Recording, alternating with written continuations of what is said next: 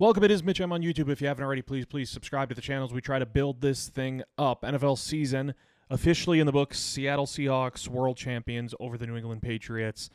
A snooze fest through three quarters. Never really felt like it was going to be close. You just never felt like New England was going to be able to string together scoring drives while simultaneously stopping Seattle if Seattle needed to piece something together.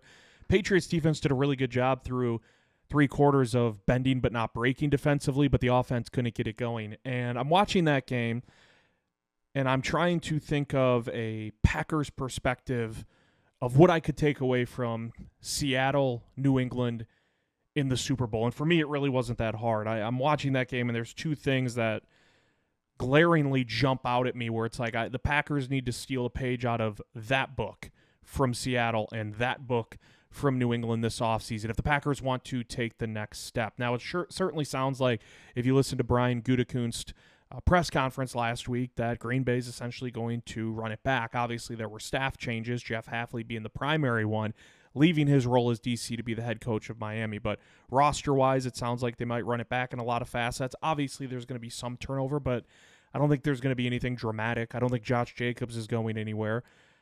Romeo Doubs probably gone. We can talk about those in different videos, but in essence, what I took away from Goody's presser was the Packers are going to run it back, but they need to tinker with and adjust some things. And so there were two things in that Super Bowl between the Seahawks and Patriots that really jumped out at me, where it was like Green Bay needs to try to replicate this recipe that New England and Seattle has. And the first thing I took away from that game and then stamped it on Green Bay as a sort of a point of initiative was the cornerback play, and not just the cornerback play in general, but the top spot in the pecking order for both New England and Seattle. And I'll preface by saying there's many ways to win a world championship. There are many ways to go out and win a Super Bowl. But when I'm watching Seattle with Devin Witherspoon, and I'm watching New England with Christian Gonzalez, and that name will really sting for Packer fans because if you remember just a couple years ago, or a few years ago now, the Packers had the 13th overall pick and took Lucas Van Ness, and 4 picks later at 17,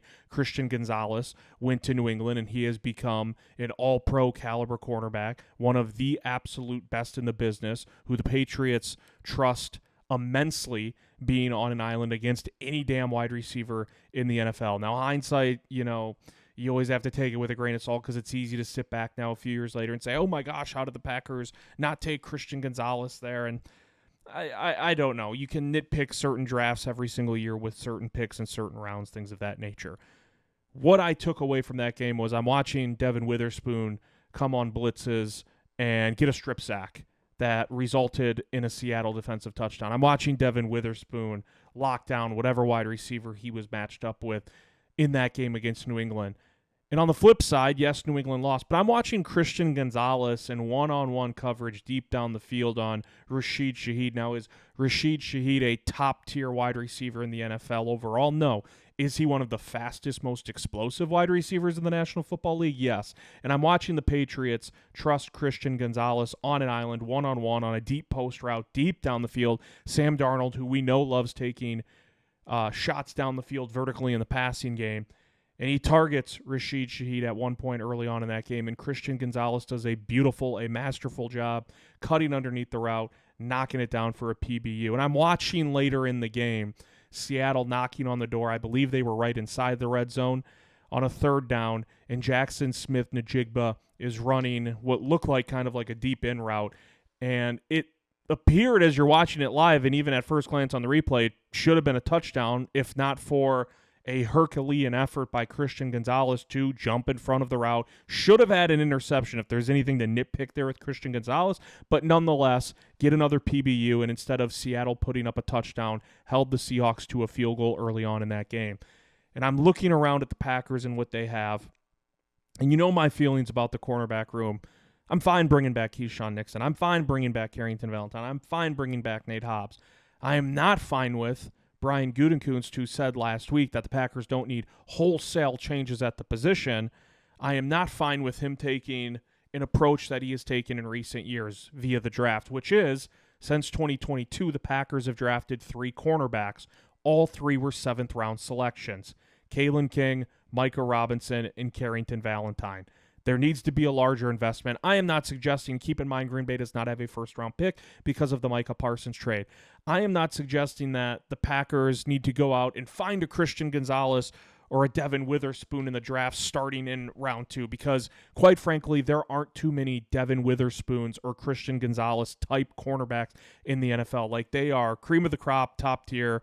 Like, Christian Gonzalez in his next contract that might come this offseason will reflect how good of a player he is. Devin Witherspoon, while Pro Football Focus, PFF, is not the gospel, as I say. It is not the gospel, but for me, I use it as a metric and sort of as a tool to follow along with in some capacity. They rank Devin Witherspoon as the number 1 cornerback in the National Football League this year. Christian Gonzalez was right there. I believe he was 7th or 8th, well within the top 10 comfortably. Green Bay needs to... If there's any sense of doubt with Goody, looking at what happened last year, they took Micah Robinson in the 7th round, didn't make the roster, got plucked off Green Bay's practice squad, and then, of course, in free agency, they handed over a very hefty contract to Nate Hobbs, which backfired in year 1, primarily to injuries with Hobbs. I also don't believe he should have been playing on the outside. You have Javon Bullard in the slot, who's pretty damn good, but that's kind of Hobbs' natural position, and instead Green Bay just tried shuffling him out on the boundary, and it didn't work. Goody should not be hesitant or hindered by the Nate Hobbs signing backfiring for Green Bay. It would behoove Brian Gutekunst to take another swing. Like, you need a step back in the box, because I'm telling you, if Green Bay enters next season and your top 3 in the pecking order are Nixon, Valentine, and Hobbs again, there's going to be a lot of skepticism and a lot of doubters. And I think at this point it's validated. It is going to be near impossible to go find a Christian Gonzalez or a Devin Witherspoon or someone who you can draft even in round 2 or round 3 that can be that in year 1. But there needs to be a shakeup. Goody mentioned they need to add depth at cornerback. It doesn't just need to be nonchalant, laissez-faire depth that's added. To me, it needs to be top tier. You need to find a way to add someone who can pack a punch, have an instant impact in that cornerback room, because I'll be honest, again, I like Nixon, I like Hobbs, I like Valentine. I don't like that being top 3 on the depth chart. Keyshawn Nixon looks a hell of a lot more appealing as a number 2 cornerback than a number 1 cornerback. Carrington Valentine probably looks a hell of a lot more appealing as a fringe starter instead of a cemented-in starter at cornerback. I liked a lot of what Carrington Valentine did last year. I did not like it down the stretch with business decisions, missed tackles, and really some business decisions. You remember that DeAndre Swift touchdown that was made by Keyshawn Nixon in the postseason game. So Goody needs to show some initiative, because it's great to get pressure on the opposing quarterback rushing forward, and when you're able to do it consistently like Seattle does, it takes a lot of pressure off your cornerbacks. But do you know what also takes pressure off your defense is the ability to be aggressive, because you have a number 1 corner that you can put on an island and trust them against the best of the best wide receivers in the NFL. Seattle has that in Witherspoon. New England has it in Gonzalez. And I'm watching this game on Sunday, and I'm seeing Seattle take a calculated deep shot. Like, hey, Rashid Shaheed, one-on-one coverage on a deep post way down the field. We like our odds. And Sam Darnold made a pretty damn good throw. Christian Gonzalez just made a better play defensively. And I'm watching that play thinking, oh my gosh, if that's Green Bay in this spot, and no disrespect, but if that's Keyshawn Nixon in one-on-one coverage down the field on a deep post against Rashid Shaheed, I'm closing my eyes, crossing my fingers, and saying a prayer to the high heavens that somehow the pass falls incomplete. But I'm not necessarily trusting Nixon to make the play. And the same thing with Devin Witherspoon. In coverage, man, zone, having his number called upon on a blitz. And I mentioned when he came on that blitz, he gets a strip sack of Drake May, and it ends up going back to the house for 6 the other way. I'm watching Devin Witherspoon and his confidence and how it oozes, and it's valid confidence, because he knows he's one of the best premier cornerbacks in the NFL. And I'm saying, man, I wish no roster is going to be perfect. We know that. But I'm sitting there thinking, I wish Green Bay would take an aggressive approach this offseason to try to buff up the depth chart at cornerback near the top of it. And you're not probably going to get a Witherspoon or a Gonzalez, but can you get someone who could maybe slot in as a number 2? Or maybe, it's like you have number 1 cornerbacks. right? Like, but you're drafting someone maybe in the second round who could be an instant starter, have an instant impact, and you see the development along the way where maybe they can become a number one corner. That was one of my takeaways from watching that game. It was, man, when you have a true number one cornerback, and even if it's a number one corner, but it's not a Witherspoon or a Gonzalez, because again, those guys are really, really special. It takes so much pressure off your defense elsewhere because you can just leave them alone. Again, I'm going to use that phrase, on an island, and trust that they're going to get the job done. Green Bay does not have that. They just flat out don't. It is Mitch. I'm on YouTube. Please subscribe if you haven't already. Always appreciative of all the support. There's something else that really jumped out at me in that Super Bowl that, come hell or high water, Green Bay's going to have to figure it out.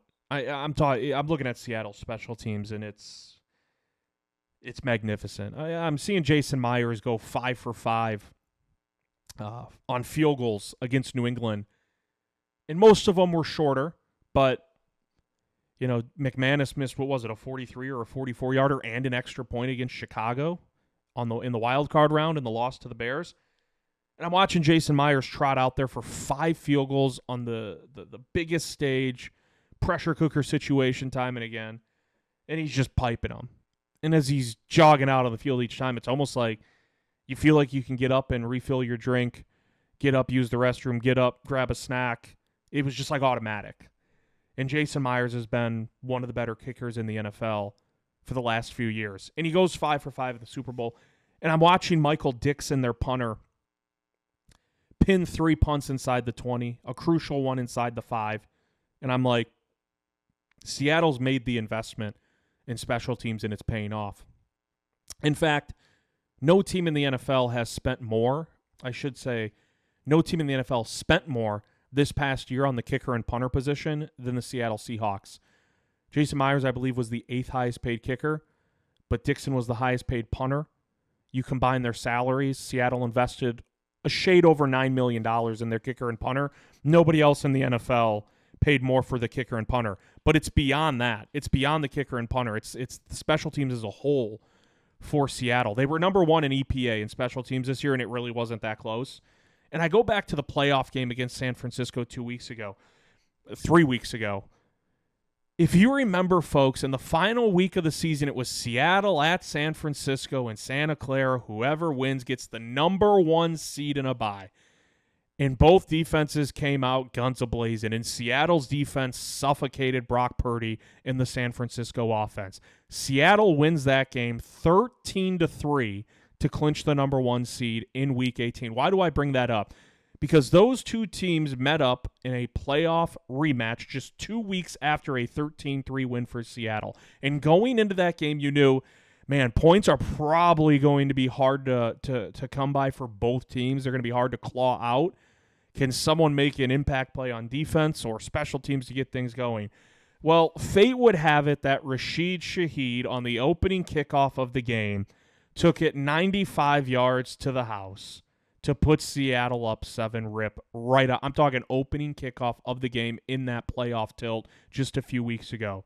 And it sucked all the energy, all the life out of that 49ers sideline. And we all know what happened. Seattle went on to win. Was it 41-6 or 41-7, something like that? There will be some that say, man, special teams, they're important, but they're not necessarily going to win you a bunch of games. My counterpoint to that would be, if you believe that, I won't push back. Instead, I'll pivot and say, if you don't believe special teams can win you a handful of games, there is no better example, there is no better poster child to bellow out, well, they can lose you games. There's no better example than the Green Bay Packers. Go back to the onside kick against Seattle in the 2014 NFC Championship. We all remember it. I apologize for even having to bring it up. Green Bay recovers that onside kick. They're going to the Super Bowl. Instead, they don't. Go back to 2021 divisional round against San Francisco at home. In a low-scoring game that Green Bay controlled, it was a blocked punt for a touchdown late in the fourth quarter that eventually, and played a big part in sinking the ship for Green Bay's season on their home field. They lost to the 49ers 13-10. The only touchdown allowed was a blocked punt for a touchdown. Look at this year in Chicago wild card weekend. Brandon McManus misses 2 kicks and an extra point. Green Bay loses by 1 possession. If your stance is, well, special teams, they're important, but they can't really win you games, they can lose you games. And there are 3 recent 2014 NFC Championship, maybe not as recent, but there are plenty of examples and a couple of recent ones for Green Bay where you can say, hey, they only put up 10 points in that divisional round in 2021 against San Francisco. Like, that's typically not going to be enough. It would have been if there wasn't a block punt for a touchdown. And you can look and say, yeah, Brandon McManus missed 2 kicks and an extra point against Chicago, but there were other issues too. The defense couldn't stop a nosebleed in that fourth quarter against Chicago on Wild Card Weekend.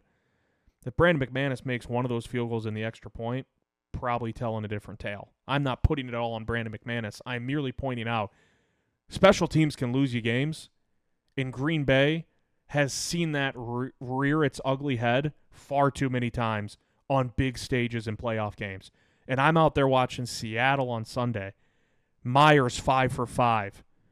Rashid Shaheed kick return, punt return. You don't have to worry about it.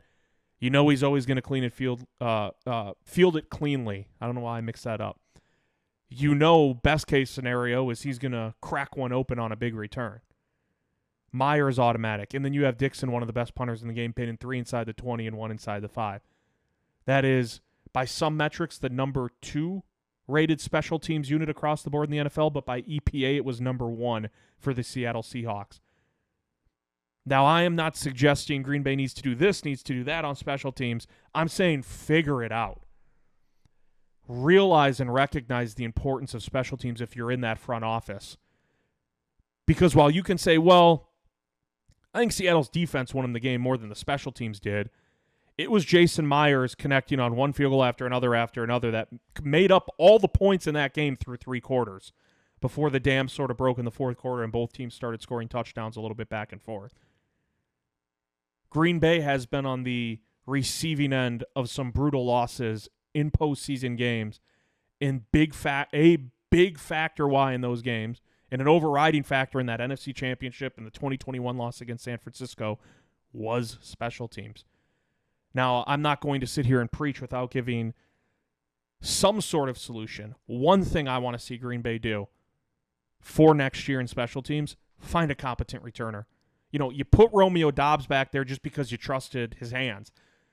They didn't have Romeo Doubs as a punt returner this past season because they thought he had the best opportunity out of anyone else on the team to rip off a big return. It was, we've been so putrid in the return game, we're just going to put a guy back there who can signal for a fair catch every damn time. We don't care, but we know he's going to field it cleanly.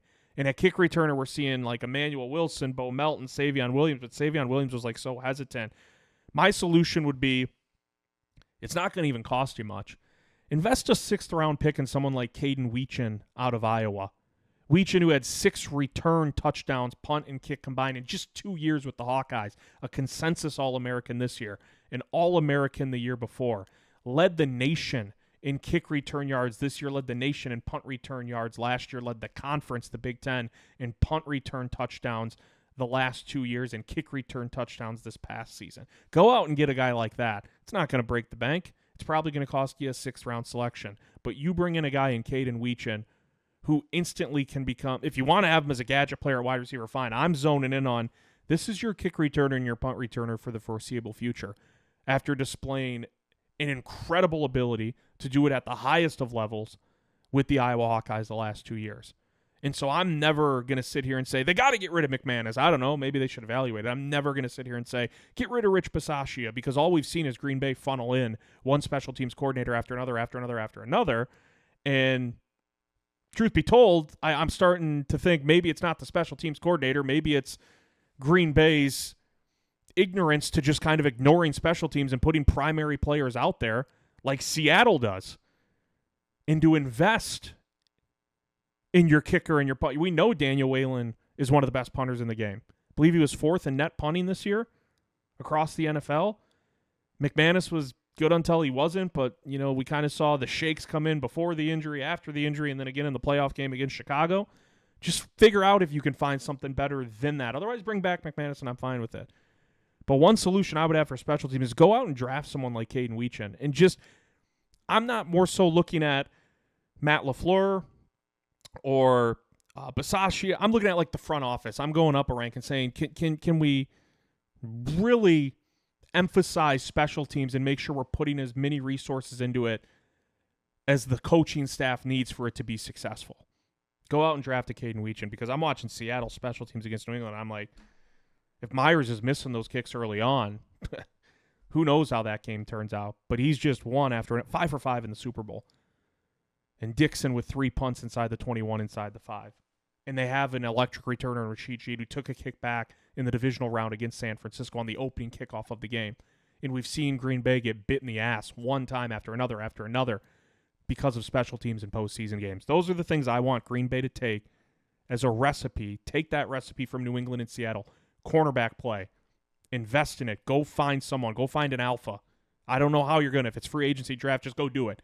And then special teams. Make sure you're pouring the necessary resources so that they have a chance to succeed. Let me know what you guys and gals think. It is Mitch. I'm on YouTube. Please subscribe if you haven't already. Always appreciative of all the support. We'll see you next time.